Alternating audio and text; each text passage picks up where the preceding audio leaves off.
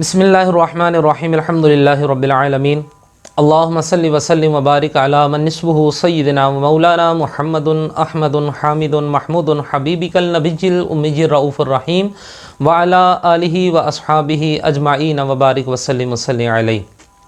मुअज़्ज़िज़ सामीन कराम, पिछली चंद वीडियोज़ के अंदर हम सूरह तौबा की आखिरी दो आयात की फ़जीलतें आपके सामने बयान कर रहे हैं। आज भी हम सूरह तौबा की एक फ़जीलत आपके सामने लेकर हाज़िर हुए हैं, जिसका मकसद है आज कल जो हर बंदे की ज़ुबान पर यह है कि किसी ने कुछ कर दिया है, किसी ने कुछ कर दिया है। अब वो किसी कौन है ये कोई नहीं जानता। आप किसी भी पीर बाबे के पास चले जाएं, वो आपसे फ़ौरन ये बात कहेगा, वो जनाब यूँ कापी पेंसिल पकड़ेगा या वैसे आंखें बंद करके इस तरह करके वो सारे लाएगा और कहेगा ओहो जनाब आपके ऊपर तो जादू हो गया।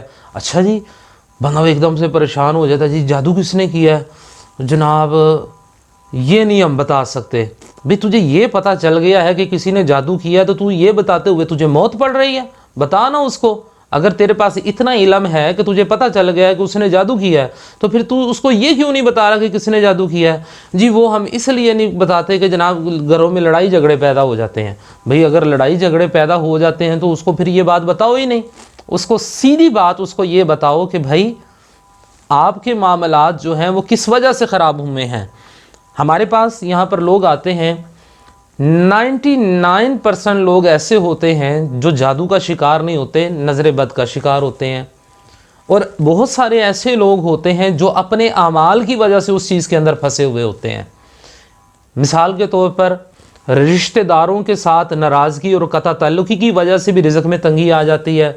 तो फ़ौरन बंदा कोई कह देता है वो हो जनाब किसी ने कुछ कर देता है। भाई वो क्यों कोई कुछ करेगा भी आपके ऊपर? हर बंदा क्या इतना फालतू बैठा होता है कि वो आपके ऊपर जादू करेगा?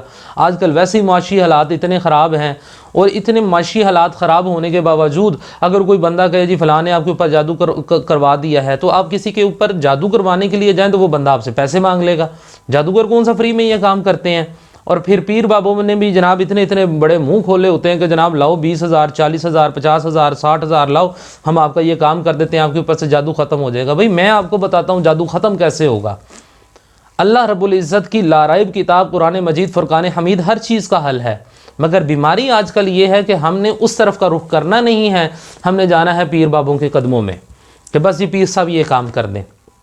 खुदा के बंदो, अल्लाह रब्बुल इज़्ज़त की रस्सी को मजबूती से थाम लो, यकीन करो आपके सारे उल्टे काम जो हैं वो सारे के सारे सीधे हो जाएंगे। तो आइए मैं आपको बताता हूं कि अगर आपको ये लगता है कि आपके ऊपर जादू है, आपको ये लगता है कि आप नज़र का शिकार हैं, आपको ये लगता है कि आप हसद का शिकार हैं, आपको लगता है कि आप किसी के शर का शिकार हैं, तो आपको इधर उधर कहीं पर भी जाने की ज़रूरत नहीं है। अल्लाह रब्बुल इज़्ज़त की लाराइब किताब का सहारा लें और फिर देखें आपकी हर मुश्किल काम कैसे आसान होते हैं।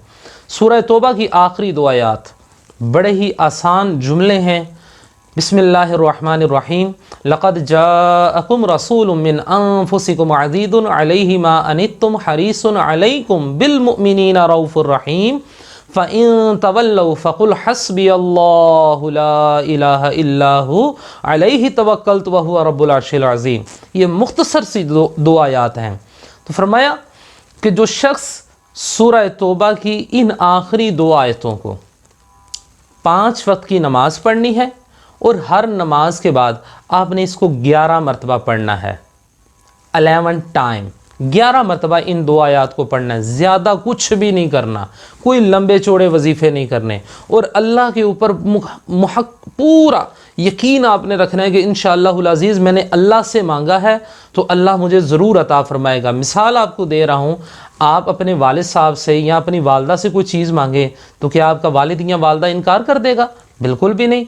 अगर एक मरतबा इनकार करेगा, आप दूसरी मरतबा कहेंगे, दूसरी मरतबा नहीं, तीसरी मरतबा, आखिर क्योंकि वो वालिदैन हैं, वो आपसे मोहब्बत करते हैं, तो आपको ज़रूर अता करेंगे। तो जो मालिके कायनात 70 माओं से भी ज़्यादा प्यार करता है, वो आपको कैसे खाली छोड़ सकता है? कैसे खाली मोड़ देगा जब हम उसके ऊपर पूरा यकीन रख लेते हैं।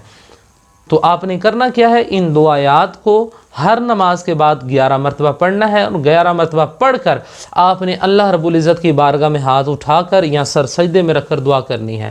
اور دعا کیا کرنی ہے، اس کے الفاظ کیا ہوں گے، اے اللہ، اے مالک الملک، میں تجھے تیرے پیارے حبیب حضرت محمد مصطفیٰ صلی اللہ علیہ وآلہ وسلم کے وسیلے سے اور تیری پیاری کتاب لارائب کتاب قرآن مجید فرقان حمید کے وسیلے سے تیری بارگاہ میں دعا کر رہا ہوں، اے اللہ میرے اوپر سے ان سختیوں کو دور فرما دے، اے اللہ میرے اوپر سے ان پریشانیوں کو دور فرما دے، کیونکہ اے اللہ تو ہی خالق ہے، تو ہی مالک ہے، اے اللہ تو ہر چیز کے اوپر قادر ہے، تو تمام بادشاہوں کا بادشاہ ہے، تو ہی عطا کرنے والا ہے، اے اللہ تو مجھے بھی عطا فرما۔